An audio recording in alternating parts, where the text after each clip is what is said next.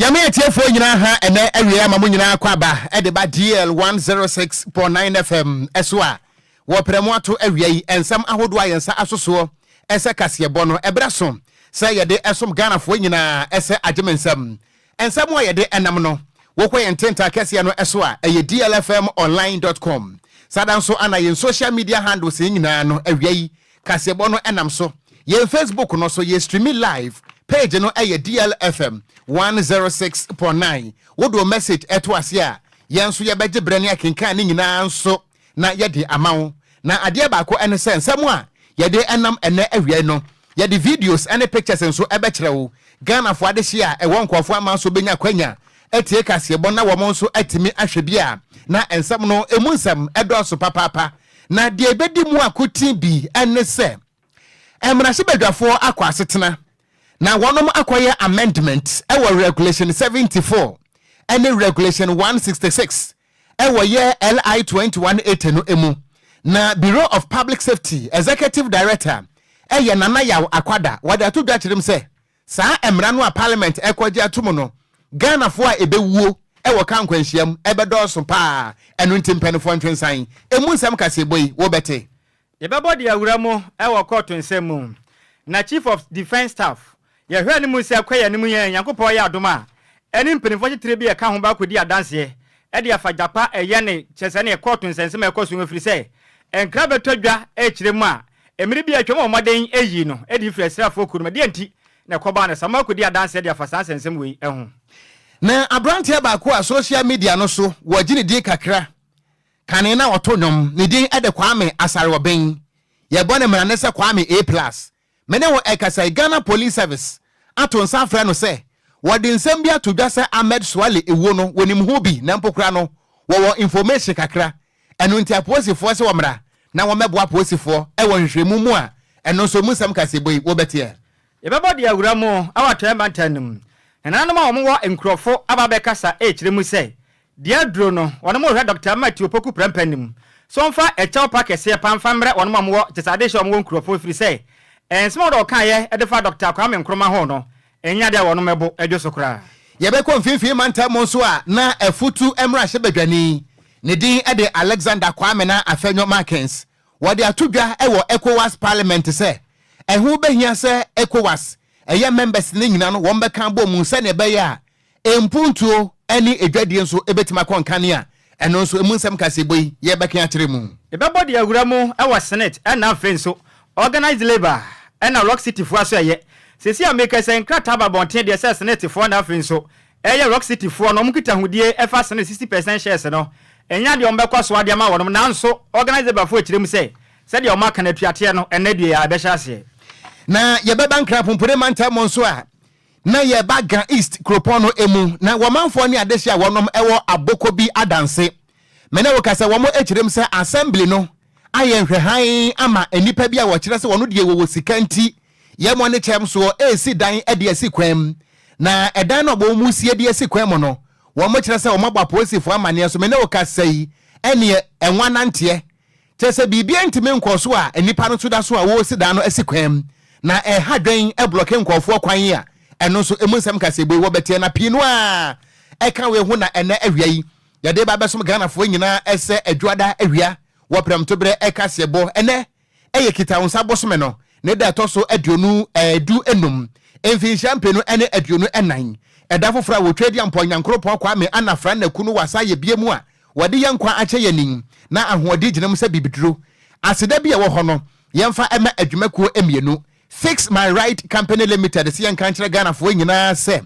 me paacho wo ka no adwuma bia no a ewo ho no yenkwa yenchan ana yebetimi aye asama ka no aye mu no biam enu ntise kobasa eye engine turning overhauling body works eye oven spraying air condition anase eye upholstery bibia da eye wo ka no kwa problem de bomodен se wona Fix My Right Company Limited ebetimi di nkomo me paacho ka ban ana wodin a wo muntimi enye me paacho ada efiti eye Toyota, Nissan, BMW, VW, Hyundai, Kia, Mercedes-Benz, Range Rover, Chevrolet, Ford, cars akɛseɛ ne nketewa bases ne nyina no wodi kopiem ɛwɔ ɛyɛ Fix My Ride Company Limited ya wobɛtumi asiesie car no amana yɛ mono mepatɔ sɛ bia wo car no akwanya accident wo hu ne sa asɛn nko ade a bɔmmɔden fa brɛ yɛn yɛbɛtumi asiesie ne kama ɛnso adi ama wo ana baabi a esie no yɛyɛ nkasa nso yɛwɔ yɛn towing car a yɛbɛtumi akɔtɔ car no ɛde abɛpiem ɛwɔ yɛn yɛade mu hɔ no mu a yɛbɛtumi ayɛ ho adwuma papaapa wobɛhunu ɛyɛ Fix My Ride Company Limited wɔnom ɛne ɛyɛ Accra Academy no ana ɛyɛ adjacent Odoko Police Quarters ɛwɔ Atiko Junction frɛ wɔnom ɛwɔ 0303 944 880 ana 0202 227 660 ana 0540 556 020. Fix My Ride Company Limited was we own definition sadan so ana Sandish Sam's Consort esi enkantre Ghana fo nyina asem wonom eye number 1 travel and tour agency our de Ghana fo to kwan enu nti se wo pe UK visa wo pe Canada visa wo pe Dubai Poland Croatia Greece any Serbia nkwa dia eye Sandish Sam's Consort wonom kwa na betimi aboawo na ebritia wamu wonsa etimi aka won krata asem se wo kwa koye adwuma wo kosua de anase wo kɔ for visiting ni nyina mu nso no ekwan edem wo behu adwuma koyi ewo Ofanko barrier Asofan a wo ben Wise Park Hotel ewo Asofan New Station wo mu email address no eye samuel626@gmail.com ayana wa frɛ wonom 0244 291 546 0244 291 546 wo frɛ wonom a woni sister Abigail Wusu ebedi nkomo waji wo hudi pa enu nti wose connecting dreams with opportunities ebusuam wonom ene adwumaku a ene awiai waboya don trese akenkanfo mienu yensin kunwa mfa nsam ne mre Ghana fo nyina se wo premtobre e kase bo akenkanfo mienu edia mejeso eye gangster katia mitenkura wo Okogyeabour Ocran mene Nhyiraba Kwadwo Sammy bi kase bo ne ba emu nkyeremu ene DL News.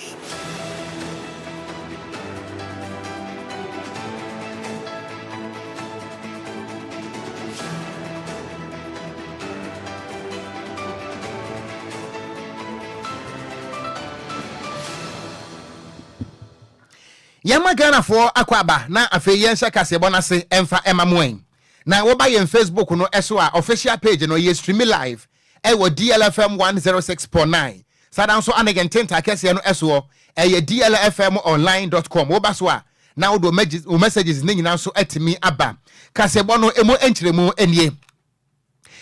na wo twetwa mo no ana ebeto odwa se emra hye badwafo akwa asetena na womoko asetena de beto form ebi ene se eye regulation eye 74 ene regulation 166 edema LI 2180 we no eye emra 2012 emra shebedwafo atena se tintim ye se ne ye beya kan kwansia eso betie na ekwan so dodo ho da road safety no ye betima bo ho ban ye nti emanfo ene mpanifo kwatena se ema eye road traffic regulations at 2012 eye LI 2180 no wonom kwotro ye edihye mu se wo kan eye regulation eye 74 no a na tifin sam wo se siren and horns no a eye ambulance bullion van eye police for car asoja for car ana ehu behia se ye ma wo kwan na wo etimi ebo siren ewo krom ha ana afen so no hwe regulation 166 no a eno so tifin sam wo se exemption from speed limit ene se wonya ambulance wonya soja for car wonya police for car anasa mpokra no se wonya recognized a state security agency a eni kwan se ukomirika bia wo pe nanso no obra na hyebadwafo kwa asetena no ana wono makwaye amendment se samra no efiti na ekuri wo mu betwam se weyin se da be ya emra hyebadwafo ajajefo ene ministers wo mo so ebetimi ayuso siren na wo mo so atimi akomirika bia wo mo pe wabra a speed limit bia no entimi enkache wo mo na se enkova wonom na sansamba montre eso no eyade se imani Africa wonom president eye wopani Franklin Kudwo wode atodwa akirem se sa na mo no a parliament atuo no Ghana fo ebewuo e waka kwanhia mu efiti na akro no enya asam ketwa efri se ye kukurumpo de ani abesoa ade mu emrase badwafo ye ma mo kwan krampo se munyu so siren kura no a motimi afa kwati kwan eyuso siren a mo body to Ghana fo aso wo se Ghana hanomo ya kwan eye nketenkete se biwo anomanum nanso emrase badwafo nam so na se government officials nam so a ena etimwe assembly members wonu mo nyina mpo enya to make akranti wɔnom etimi use siren ana wɔn basa no a na wɔn ka Ghana fo gunguram kyerɛ sɛ Ghana fo sɛ bi wɔn nyɛ nipa wɔn nsi fam ɛma wɔnom na sɛ bi wɔn yɛ nipa wɔnom na mesenko ɛno na Franklin Kwadwo echirim sɛ adeɛ no yɛnyi ntomo kura no mo abi use no dada ana afa kura nso no ɛyɛ Bureau of Public Safety wɔpani a wɔda no sɛ Executive Director ɛyɛ Nhyiraba Kwadwo wɔno nso ɛde no atom bi echirim sɛ adanti aniete wɔ memu na ka nkwanhyia ebra no ekum nipa mpempem na emrahye badwafo sɛ bio wɔn mo entimi nya entiase sɛ America tenta ana ekum Ghanafo ɛnu nti no empokura no sɛ speed limit no na nka ye bɛyɛ ho adwuma anka ye ma emrahye badwafo no baabi a wɔn hyɛ no ano ko wɔn hyɛ hɔ a na mmom sɛ kɔba sɛ ɛyɛ speed limit no ye bɛ expand no ama kyerɛ sɛ emrahye badwafo agyagyefo ɛne ministers wɔn mo atimi akomunika bi a wɔn mo pɛ wɔ kurom hanom a Nhyiraba Kwadwo echirim sɛ wɔn any Bureau of Public Safety ɛyɛ ɛbaasum dwa no wɔn mo ka kyerɛ Ghanafoɔ nyinaa sɛ obi alazimiam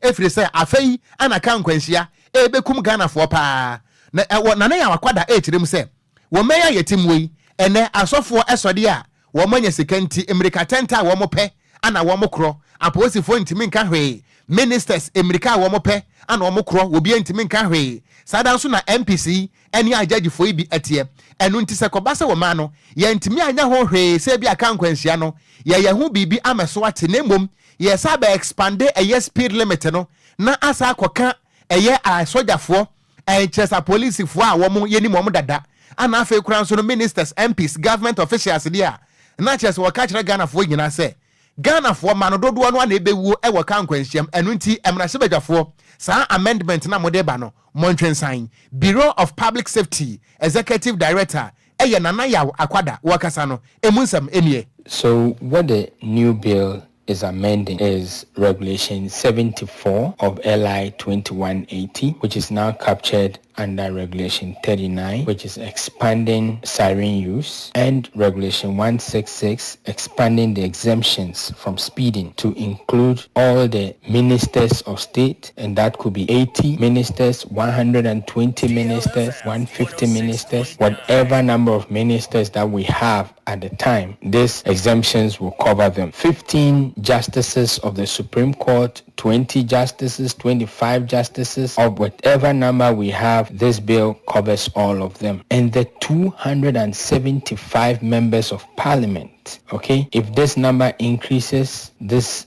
provision will cover all of them. That all of these persons or officers, okay, will be exempted from speeding as far as they can convince anybody that they are on official duties, and that they will have the right to install sirens and alarm bells on their vehicles for official purposes. Now, at the Bureau of Public Safety, we think that this is most imprudent. For a country whose leading cause of accidents, leading cause of road crashes, year on year in the last 2 decades is speeding. If we should enact any law, we should amend our Road Act. At best, what we should be doing is to be downsizing the exemptions, not expanding it to include more people so that more people will die.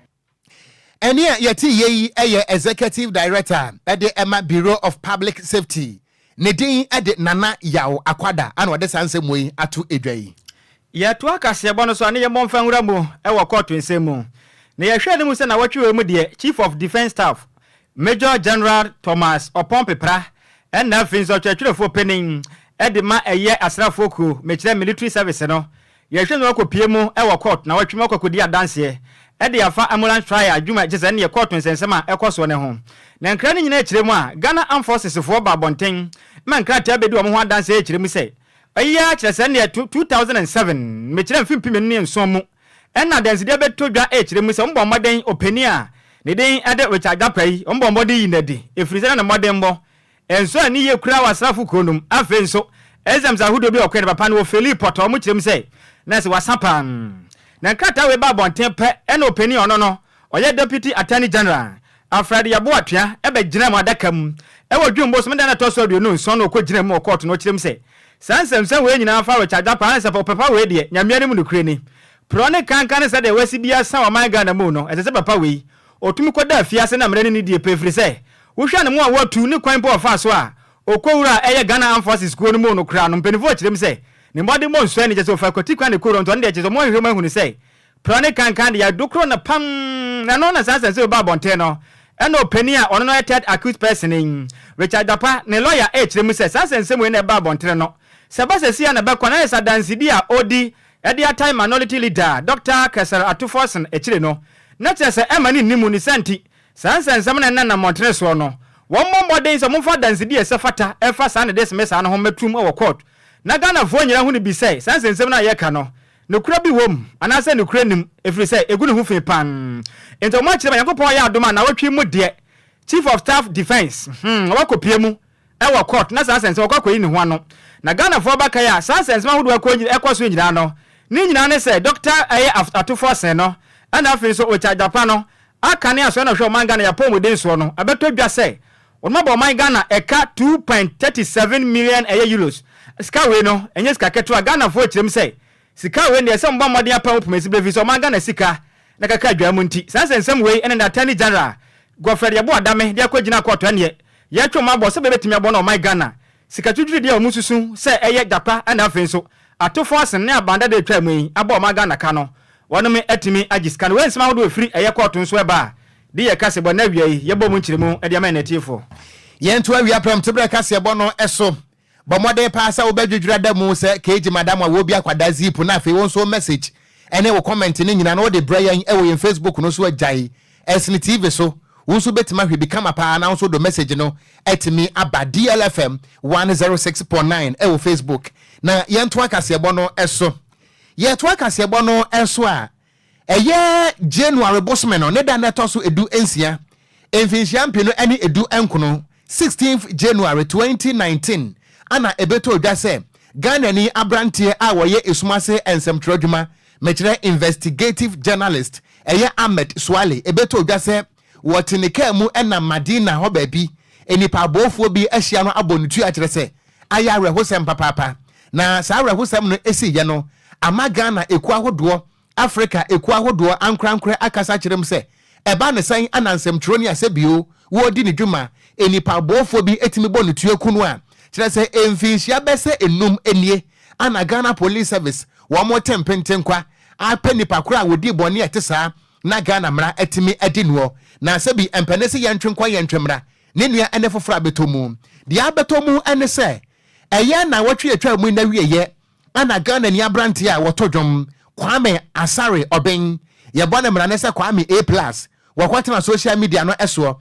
na ne nsam odi to dwa ne nyina no ene se Ahmed Hussein Swale ni wo na wo ye no wono Kwame A+ no wo information pa ai wo betime edi aboa Ghana Police Service na Kwame A+ ekoso aka se baby biada chese wo mo edi bone etesa ne hye ne nyina no Kwame A+ chese wonim na mpokura na kwan a eye Ahmed Swale fa so wo ye no nso no Kwame A+ echirem se eda ne nsam pa se kosua na wabra sansam no eto dwa e wo social media no eso no ene obroni beka se akọ viral pa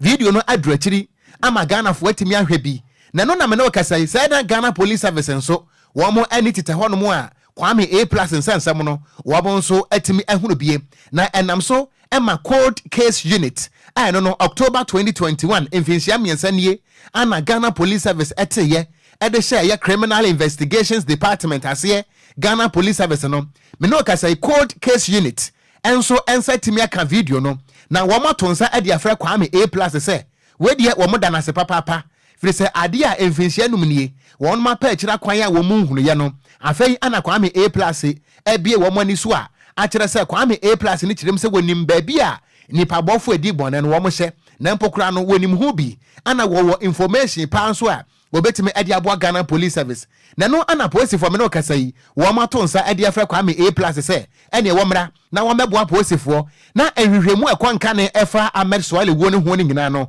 wo mo agwonom na ehwehwemu entimi enkoso Ghana Police Service echirem se emfinhia numnie a Ahmed Hussein Swale ebeto dwa se wato yanom ewo ensia do no apolice for abire papa ifiri se ade bechi ade bese nyina no se ebusuafo yi etempentenkwa esugu apolicefoɔ so se enti Ghana Police Service muntimenya hwehwemu ema ya dihye yi nipa kura woku no muntimenche no eno nti eya apolicefoɔ dadwen nti se ne Kwame A+ etima babonten abekirem se one more a deep boni at Tesano or information tea will bet me at the Ghana police service no na a police for age now so I can't kwame A plus say one more than I said the edin kind one more manamo the atosum yenu and now one more emanata o maniaba no I just so appear say information bianoa one more ehiano kwame A plus emfama one send beya any pa bofo a deep boni at Tessa Eman some trony and away and a juma, Ahmed Swale, ye kunu ya ewa Madina Montresono, one more etimia chini pakro, and untiway and encrata, and ne edwada and no pay any away, Ababeto Jase, Ghana Police Service, a ye cold case unit. I tell ye, Edisha see idea say, ewo police headquarters no, Wamatonsa, Edia Kwame A plus say wamra. Na ensamua wade etu da wo social media no so no wamra post for na fei ehwehwemu bia no a ekwan kane no wamwana entime entofom a wei ene nsamo a agye mensam wo prem to breka se bo DL 106.9 no yade esom yetie for enyina DLFM 106.9 Kwadwo oko na senior ozo wa dance die ene sa na mo na Ghana Police Service for net tour me hu say ye. Oh yes, I know there. Say oh ye po bi kuro benya dance de aboa na hwehwemu mapan timi aye adwuma. Efi say wo hwe Ahmed Swale na ni wo kwanya fa so ablante we ye no. Be pim say America Ghana fo bunto ye me firi say titiro nsem twerefo yi. Yesuro mpo. Emo ya. So obedi ne ho asi wo say wo boa o man Ghana. Wono mu di o man dwirim. Kata so say no proye no ye beba ye ho moden say betime tu ase. Na nipa bonfo bi de chesemra hye omo nsem akoto no so wira ku na to atwene na se na dance de apiem se obetumi adi ho dance de a oh we de mu da ho on se di onkoboa on se Ghana ye mra no 1992 constitution no yeah was he who alleges must prove enti we no de kwame A plus kan nyina ye beka say he is alleging allegation name mo emra ne se wutimi allege de a you can prove se wanya aka say Uwa dance die no eze o ma dance die no ukosisi dua Ghana Police Service ne tumi etu ho na mo hu ne se e ba beboa na o ma no se kunkum na to okura tumi atwa nka beboa enti we de mu da ho sure ye bom pa esa dance die no wo no so beboa pa yanto aso okon yanto akase bon so ne ye body awura mu e wo organize level for aso ye na se sia me kasai ene dua ye kwai o ma hyehye de ato wa se o ye chenchenche o mbe ye ne no enya asem kuma Nani na ne so mu kiremu a Social Security and National Insurance Trust. Ye twede tie kan se senate adwumaku no. Onma ba obetu dwa kiremu so mu hotels makoma ko 9. Wono mu di mu oha mu nchichemu aduosia 60 eye shares no 60% shares no. Ton de ama eye Rock City.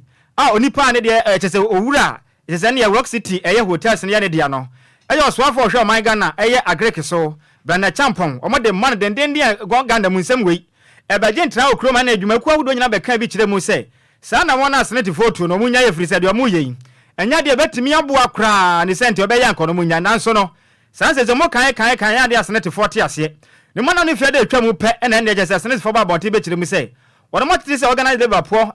organize labor for ba be ye kire nti enya de ombeto akoso na mo aton o mo 60% shares no e de ama eye Rock City nti no o matwam afin so Rock City so ba bonte be kan se o mo so agyatum se enya de 60% shares o mo so beto e de free senate for say free say Organize labor for ekwa ye kire da nya de bebo akra ne sente no o ma obode se sia mekese no sa na ma mutu ye no tontentan wodo matwa ne nyina so ne sia mekese no organize labor for ekutu agyina omumudie mu akire mu se anamo na mutu ye se na ombe ye kire no ombe koso ye kire free se o ma tena se hu se kanifom da eye adwumako na no mekina senete no o ma mu Ghana for ana afin so organize labor for so ma mu wonom amfa mpanifo nsema mo kan ne bia amfa anya hwenti ne senti o kire fo penin ade majutak ayo penya ne dindi Dr. Eliasu ayemumuni wakasa kiremu se sana wono motuo ni nti wono mo hwe animu ase efri na yakwa no eye jese ne senate board no emperifo mudi makotam nya de omudi bra beto wono no mafri akonwa so efri se omanga na yatimu no yade dibra bi sha wonsema fani die fama mpanimfo yade adwuma sha wonsa adwuma ko ne nya wodea wotena so se wo so omanga na nti enho behia se ensema wodi obi oda omanga na fo akoma epono so no yade bada abomade se obetie ni senti so mama den ansore mfo mudi bra mfanto wono mode ase de tie be ne oye kere omaka so mbekọ no omaka akoye oye kere oje mre eni santrefo kasaye emu kire mu ni. When organized labor issued an ultimatum, Enquiries stepped in and said they are putting on hold to the transaction, and so the organized labor went back quietly. And again, just when we were thinking that sleeping dogs were lying, it popped up that MPRA had given approval, and again Monday 15th has been set as a day for strike. And again, based on that, Senate is coming out to publicly say they've terminated. There is that breach of trust. And that is why we're saying that we are not going to say, okay, because there is that public press statement issue, the effect that they are no more continuing with the strike, with the deal or transaction. We, as part of the broader organized labor front, should go and sleep. Not at all. We think that it is time we look into the board structure of Senate. Any awoti church for opening at the Mayutak, Nedin at the Dr. Ilyasu Mumuni. Yentua we are pram to break us bono eso. Yedi free DLFM 106.9. Na woba yen Facebook no so a Ghana for egu so akere wo madwen papa. Yeda mo nyina so ase na Doris Chum. And was it the news is loud and clear. Ewo and Sanwem Dobru and was say wofa. And when it is coming, it is doing. Ain eba and yampa. Ana kwame Japan. Was we take as a bonnet papa say enya sam kotwa. Na baby ode ba different ba ne de wa kan hunum. Na so ni nyina mo no kwame yeda se. And was say happy birthday. Confirm hwan ayo meda say what run bebre dodo. Ana eyewitness multimedia Ghana was say the news is loud and clear. Mene odi asempa adwempa hene wodi asempa the second. And was kwame A+ asem mpenipa enipa na pe no ho asem. Munsusuma ne nye hu. Enipa no mo na musuroma no ono so information munya botre. Ana DJ Omale and Wayosi edifre go so. And was say once a failure always a failure. I am on your semen can one seven botre. Wodoi edifre tema. And was say if A+ refuse to tell police the truth, they should punish him. Now somebody I'm okay. When you can say prejudicial conclusion, no. Enipa Kwadwo. Enipa no was evidence. Information. Nti die nti na wo ka say if he refuses to tell the police the truth. Na sa Ghana Police Service for no credit can be dase. So moto nkra na koma A+ na wagya tu so beba. Obebo am no the information ahodo obi ane dia ma wo no. Enti menyi ni say onim obaka so onim ho. Oka so onim ho de na ye waso be ye hye. Nti munya botre odo nya botre. Nti munya botre ma no menim say de onim bi obeka afa ho. Na Ghana Police Service for de ye adwuma. Nti munya botre ma mo jump into conclusion. Na yenti yes be hadwen. Na yenti krom akra na CID pani bi ka say takra de my way wo hu ba bi wo mo hyehyɛ ana o ya tete ha ye do mo pie ye hu wo ya punish obi da bia mamenka me message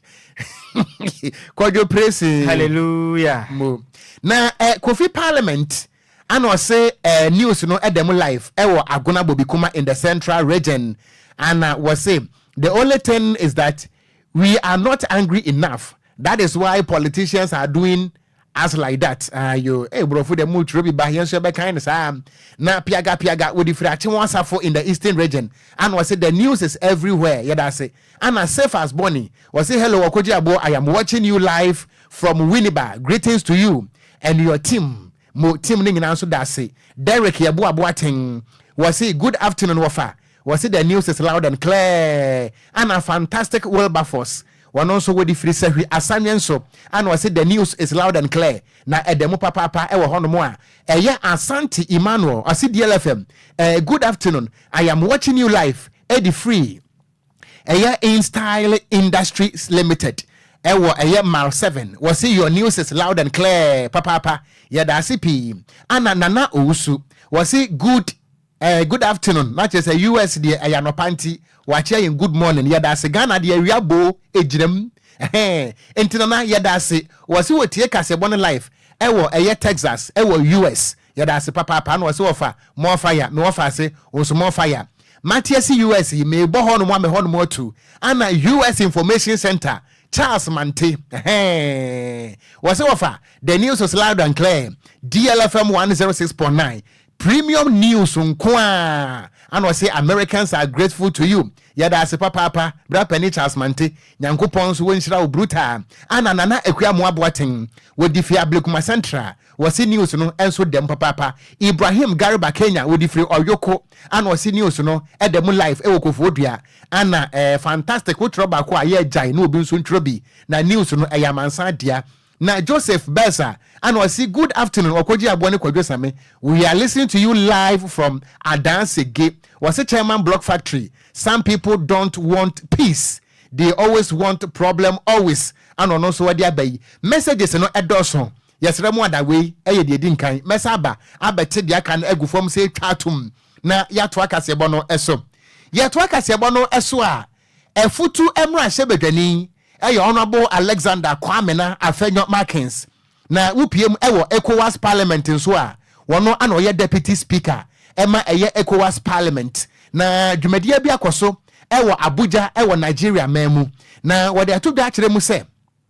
so ohwe ECOWAS se de ebre bi atwa mu na ewiase ne abibrem ewo tumi bi ewo nimonyam bi ewo rehemu bi ewo ECOWAS mu no a yera Alexander Kwamena Afenyo Markins kirem se asese agidie no ana asa edom ne mpempem ewo ECOWAS mu no eya bafam kakra ni nyina no ene se asa ECOWAS no wono mo nhyeda enyabre enkyerɛkyerɛ wono mo mandate de womo ye ema eye communities ni nyina no aso ntintie ko ba ne sa no a asa Ghana fo ene Africa wono mo atitiri wono mo eye member states ni nyina no ehu ne se ECOWAS no asa emfaso biada eni so yera Kwamena Afenyo Markins what the sansem we nyina tudwa wabra na eye first ordinary session of ECOWAS parliament eye meeting eye dedin kan na ekoso ewo ye federal capital of Nigeria ana yera Kwamena Afenyo Markins wade etudwa wotirem se ene so hwe ECOWAS na kanen na nka amane doso na nso no nkakra amane bi etetete wono mo ho efiri ECOWAS no ni nyina no ene se emfaso pon ananka ni nipa bi ehwe ni mu se ECOWAS no ebetimi de aba no ene wo mo hu ne saa eno nti obesra pass sesi anu a wanya kwanya na woye deputy speaker ewo ECOWAS parliament no de wobeka ade ato mpanifo ni nyina anim ene se West Africa anase ebibrem atoya man ni nyina no wobi anya de obetimi se na be ya ewiase nso be hu ne se ECOWAS parliament ne se bio wo mo wobotaye a ebetimi aboa wono member state Yera Kwamena Afenyo Markins wakasano emunsem enie. Two very important issues that came up from the floor are very striking. One, the lack of awareness of what ECOWAS does. And two, the lack of synergy and collaboration. I need to state with emphasis that Parliament was not just created as an organ of ECOWAS to play a mere advisory role, a deliberative chamber without powers. Perhaps what our principals have forgotten is that Parliament being on the table would necessarily lead to a speedy achievement of the object of ECOWAS. I'm a private sector person. Until recently, I did not know a lot of the interventions that some development financial institutions established by ECOWAS has to for the ordinary citizen of ECOWAS. There are a lot of businesses in the agro sector who are looking for cheap funding, but how to tap the EBIT facility is a problem they don't even know. And like a distinguished colleague mentioned, there is a commission sitting somewhere and Parliament sitting somewhere. We are acting in silos. How do we work together? And I would need to emphasize that Parliament would be the best mouthpiece, the PR organ of the community, a body, none other organ. All these political issues that we are experiencing with some member states saying that they are opting out and all that, if we have a strong parliament, it would give meaning to the community's aspiration. Enia yeti yeyi eye emrahye bedwani a wote abaanwa so edema wo manfo ne adesia wonom ewo afutu ewo mfimfine mantam wono ana oye edom kese no ba no dani ewo Ghana's parliament na emom no se okopiem ewo ECOWAS parliament no a wo ye deputy speaker of ECOWAS parliament honorable Kwamena Alexander Afenyo Markins ana ode sansem we atu edwa yento akase bono eso na ansa ne ebeto aso no ye gina we so age aboafo nkrato aba se sie ye ba de akachire no doso ye besan ade asomo. Hey, anokwase fix my ride adwumayekoi ama omanfo ebo premai etwetanga egu yeso okrom ha papa se eja Ghana ha wo mu ni abenfo a wo mu sisi accident cars man ye se car ya manufacture na neya wo mu bomode eye engine tuning, overhauling, body works, oven spraying, air condition service, upholstery, electrical works, automatic gearbox repairs, maintenance na general car servicing bia se wo car dada anase asɛ na opese woton fra omo won beto e de amount sesia omo woton kai beto ka ma free so your customer there and so the accident car ba on be mark afoforo se etwi enu so free shesha fix my ride limited e chi kwan wo Accra Academy School no enchemu ho Odoko police quarters kwan no so Atiko Junction Goyo fuel station no echi Kaneshi Odoko highway 1 crime fresh 0303 944 880 0202 227 660 0540 556020 and our website www.fixmyrideghana.com. Fix My Ride, own the finishing. 106.9. Ya makwa bana yentoa kasebo no so ane yebode awuramu e watwa matanum yenkopremu e wonkrofo na nana matena nkonwe wonkrofo opanipa no oyene papa e wonkrofo e nana kwasi kotua wakasa wo moden ane echesane na nana mahodo a wonom e wonkrofo abo moden afrensem twelefo hyiamu akasa ekirem se running mate e de ma MPP amanyokuo no Dr. Matthew Opoku Prempe ko gina simpie so wankra echesane kumase montene so koka se ene de so osagefo Dr. Kwame Nkrumah awoye ne ba bi ko no aka ne oman Ghana ene opani pa onu di kan ba ye president ma oman Ghana yi okeka yan ne mo Kwame Nkrumah ne mpo oman Ghana ya timun ye ka mo ne mba hodo a amampani ahodo be di oman Ghana so abona mo Kwame Nkrumah ne mpo otumi fa ne ho evando to na dankwa kufu Ghana mampani ho na fitima Dr. Napo eka zazensem we no abeje ntra oman Ghana mane emunyoku ahodo ni bi keka ho nsem se de bi di okan yi no etiam refri se ba ne sa na wamfa ni die ne obuo amfa ma osagefo Dr. Kwame Nkrumah Sansen we mu na nanama trengoja won nkrofo so wo moden afra insentrofo nhye mu akasa ndada no mu kire mu se wo hwe nsema hodo anapo be kan ya na nyame ne mu nukure ni enye o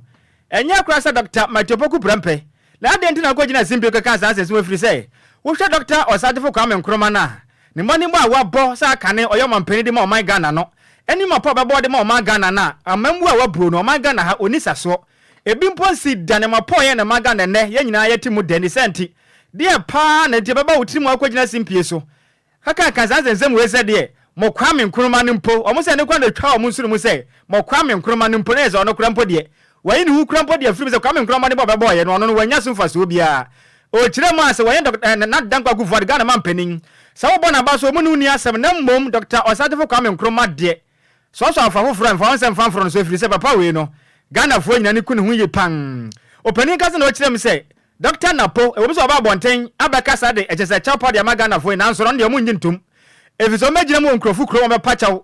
no nka kire mo nyina sensem na okan no ekura se maka na nso menweye na o meka kire mo sensem na okan no wa pa chaw na nakura sa kire mu se wo hwe Napo anim ne nsem okan ne sa ejese ne e chapa de ba bibia ne we de dance se wonu no ho ne hu bia ne mafrisa ade se obi ne mu na ahye ne se o meka kire Ghana fo se opo mo che frisa amanyo 70 na kire mu sei sa na mo na watu mo ntiase ne ntiase chenti o mankrofo no bepa chawo afizo mo de atro amanyofo ni nyina ne mu sei efiri ne ko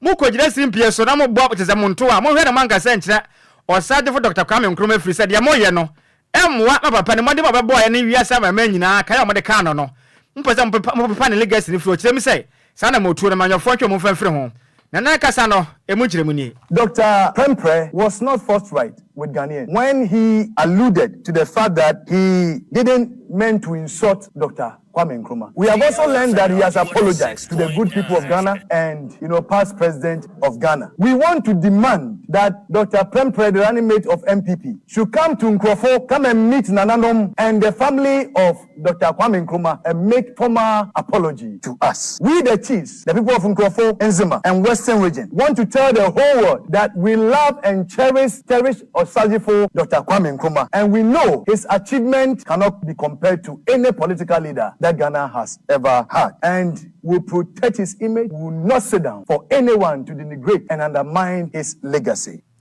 Eni awuti ye ayo hene popo no na akopiem wo nkrofo wato emata mu a oyo hene e wompotem ho no ne din ade ne nakwasi kotua ne ne na wote ye no eno wachi na de hia wonom ewo ejese nkrofo kire mi sei sa nsama na aka na omota akire omofo no so pa firi sei wo hwe na poka sa na oka ye na enjire obuo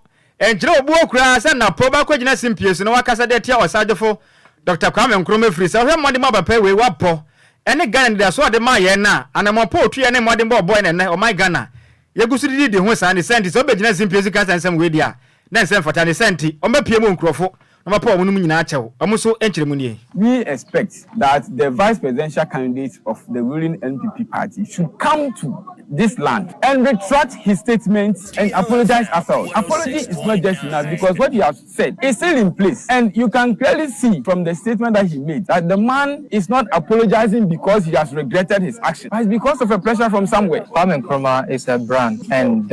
he is not just a Ghanaian, he is an African. So I don't know whether the whole Africa will accept that apology that he made. In the first place, you can make a simple comparison that Nana Addo did well than Kwame Nkrumah, which he is entitled to that. But to use the phrase our Nkrumah is something below the belt. Any awoti ye aya deshia wonom eti nkrofo ene ne potem na wote say wonom tirim say Dr. Napo ebe ya nmanu mu yomepa wonom chofiri say monje mo Kwame Nkrumah ne mpo mo Kwame Nkrumah no eno kura ne asema etwa mo suru mo pam ena wote woni yento akase bo no eso na yemfa nsam ne nyina emfempua mo ewo mafiefie ene ba bia mote a na ye de free eye DLFM Studios 106.9 yeto aso akoyanim na ye free enkrofo na fe yaba enkrapompone mantamu a ye ba battery break ewo Ga East kropono emu na ye ba abokobi na bia ye friend say abokobi adanse mene wo ekase wo manfo ne adehia wo mote ho wo mo buafo papa ene ensem bisa pinu na wo mo ebisa assembly ne say ye no ane say na amen na ekosi say mene Ghana ha no mo ayetie Ga East Municipal Assembly no etimetena se ema enipa bi eton ekwan mua edema wo bi se wono de wo sikanti wotimi se dan esi Ghana yakwan enyina eso na wo mo nsam a wo mo ani DLFM sam trofo twetwe nkomo no wonom echirem se be se emfinhia ensianie ana enipa bi aye na adwene se wono de wo sikanti wo betimi abeto ekwan eye public road no ewo aboko bi adanse na wono de obesi dan ede esi ho eno nti ba bia wo sin dan na sie no wonu a woti nachi wunya kwan mpo ana wakwa wura ofie wonom echirem se anamo bia no anesese wo mutuo esete memufo papa no wo mu atu nanso ensunsunso papa bia ne hono mu a etimi aba wonom echirem a efiti bra nipa no sha ase wo yi foundation ana wo mu ebo anan ekwa assembly ne ho ewo Ga East Municipal Assembly sabre no na ye mami Janet Tulasi Mensa ana na wo ye MC ewo Ga East wonom ebo na mane na nka wo mu hwe ne mu sanka bepim na de bia nka ensunsunso papa bia etimi aba nanso wo mu kire se wonom atena se amanipa no esidan esikwam na ade ba ko a eya ene se wa block enkofo pinso ekwan na emom wo mu a ya block wo mu kwan no wo mu ni kamafo nti amenne se ensam no akoye daja pa wo mu kire mu se even last week ikura no ana wo mu ebo anan kopie mu ewa posifo a wonom ewo Ga East ebo wonom amane se de ekoso ewo aboko bi adanse hanom no enya de se efe efiri se Ghana ha no yenkonko drum pempenso se afedie nipa bi si wo sikanti yetimi etwa ekwan mua edema ne se wonsi dan emfensi kwam ema ye ya se biyo etempotem ho no ye ho enkyere yen wo mu kire mu a wo mu kobo aposifo amane no bepem ne ensonso pepe bi emai enu nti wo mu tabiri asam no etro ho petitions ede kwama ye Greater Accra Regional Police Command ema me no kasa CID fo atimi abem ema CID fo no so beka kire wo mu a eton asase no ene abrante no wonye sika a wo si sa da na sikwan mu ne se stop work nanso bepem ne wo mu amfa wo buo ene ani die ama eye Regional Police Command no empo CID efri ho no mo bai ema eye Crime Office efri Regional Police Command bai bepem ne abrante no gusu a wo si dan no na no na wo mu ekirem se de ekoso no se bi enye mojapsam ana mo pe wo mu epepere yo se asomdwe betimi aba enu nti se assembly ne betena se ewo aboko bi ama nipa dasani a wo so ne de owosika wo besi dan esikwan mo no wo mu kire se entwa yie kura na wo bra wo manfo no bufu ya wonom ene nsamtrofo di nkomo no ya ma me ba kwa waje bre ene DLFM samtrofo kasa ye eya madam eye Windom Bell sowa wono so wo ye victim a ye kasa yi ne dan baabi esie ene baabi a edan wo mu si no no a block no a wontimi enwura ne dem wo busa mpanimfo se enti ye wo emra ewo krom ha ana ye wo mpanimfo ewo Ga East Municipal Assembly enu nti wo su ade afre MCE ana afenso na posifo mpanimfo se wo mo mpesa asumdwe emfa ne ntoma pa emfrade a ene na nimonimu ya no wo mu nto na momra na brante no a ya ton ekwan mu amane se wo mfensi dan no wo mo stop no nti sa de a wɔn so yɛ Ghanafoɔ wɔn bɛ fight kɔpem sɛ wɔn right wɔn sa ebetumi aka wɔbra yɛ maame ɛne nsɛmtwerɛfoɔ kasa no emu nsɛm enie na ɔba yɛn Facebook no so a ɛdan no a yɛsiasi kwan mu no yɛde ho videos ɛkyerɛw ɛwɔ yɛn Facebook no ɛso DLFM 106.9 video no ɛda so a wɔn so ubetumi ahwɛ bi ntia kwan mu ana wo hu ne saa no ɛdan no nso ana esi kwan mu no emu nsɛm enie Mifieni, this is my facility, and barely 6 years ago some people came building here. I contacted the assembly, then Madam Janet, who authorized the task force to come and break down the place. Just last year, the people who sold this land to me, the same people have come to build this story right in the road in front of my house. Looking at the documents which was issued to me by the same people who's and in front of our houses, all of us here are facing the same problem. Looking on my left, there's a building. You can as well see what is built there in the middle of the road. All efforts, all attempts which I have tried to make these people building here stop prove futile. Some of us are law abiding, and because of that, I took it upon myself to go through all the necessary channels. The police of Abokobi, the central police, the regional crime officer also came in to stop them from work. They didn't stop. Now, I said no. They asked me to go back to assembly. I went. Still, they are building because they feel they have the power to build in the middle of road. Now, if there is fire outbreak, where will the fire service pass to come and do their work? If the place is flooded, NADMO will also come in. All these things is causing the nation. So I'm pleading with all the authorities that they should come to our aid, not me alone. All the people in this area are not too happy about what is going on. But it looks like when you feather it, it doesn't reach far. So please, I believe that this, your media, will help solve this problem in this vicinity. Any ayati ye eye odeshia wote abokobi adanse ewo Gan East Krupono emu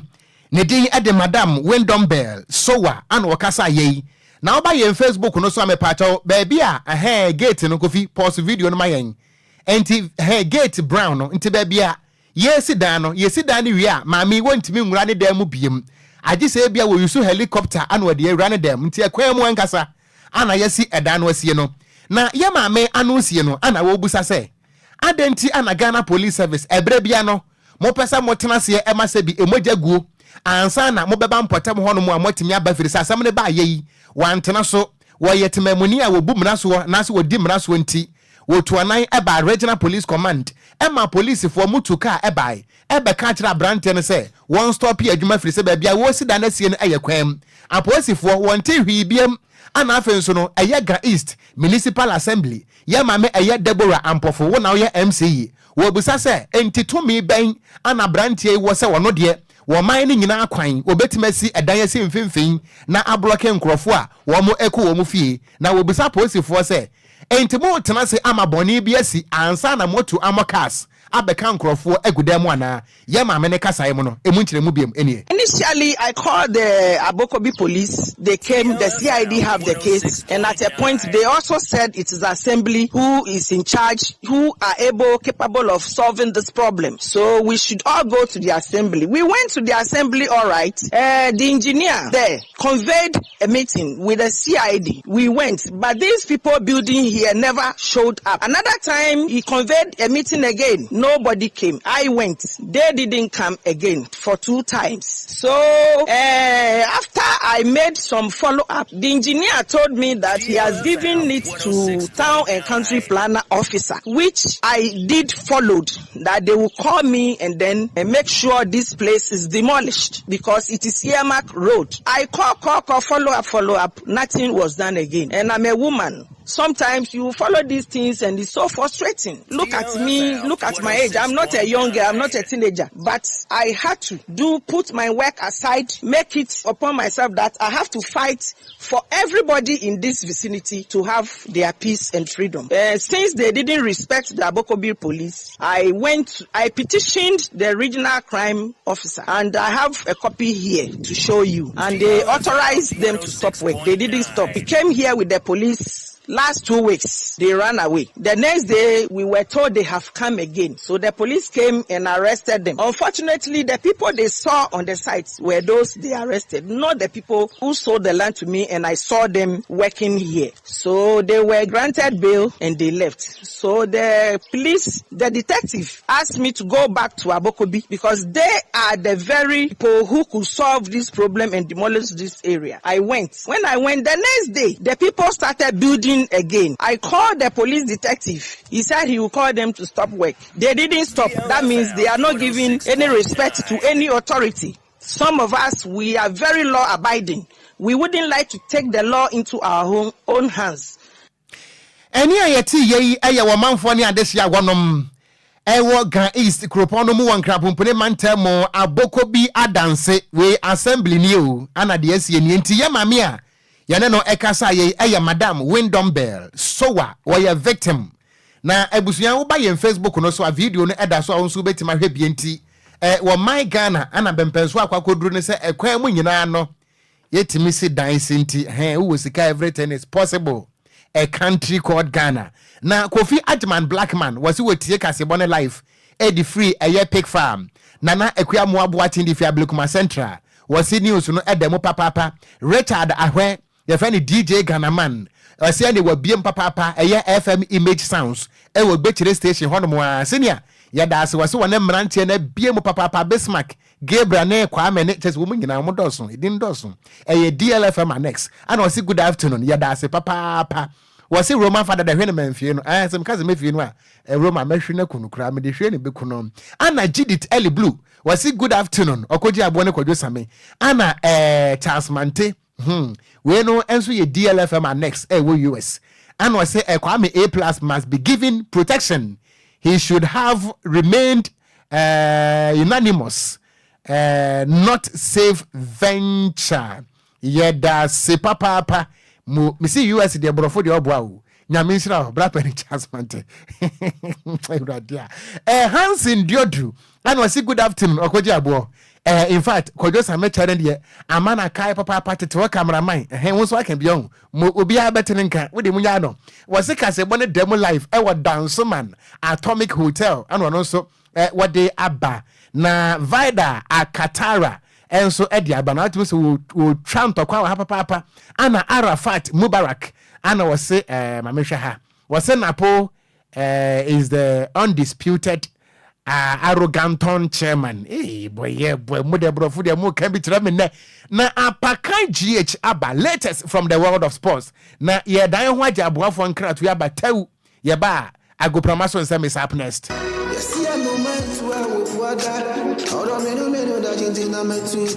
Makwantu ohun sam eye medadwen nanso me yansam tro ne nti menya adaje ye hwehwemu ekohu Sunday Sam's consult na wonom nti ende metimi ba menya abre ne adaje ekenkan ye eye investigations about womo ana me hu se wo apply for visa assistance a enfeli efri se wonom e track records madansi die nie ma me ntrel Sunday Sam's consult edi Britia webi ebeje wo visa amount. Say we call United Kingdom, Canada, Dubai, Poland, Croatia, Nafe Kradia, Serbia, any Greece in so abeka ho work permit etchere. Ma menchira wo mo etchere kwan. Sunday Sam's consult e wo Ofanko barrier. Asofan our Ben Wise Park Hotel. E wo Asofan New Station honomo a. Phone number 0244 291546. Email address nso e samuelowusu626@gmail.com. Yeti ehudi enti we connect dreams with opportunities. E manenye wadwendwen frɛ wonom na nso bedi adanse media 106.9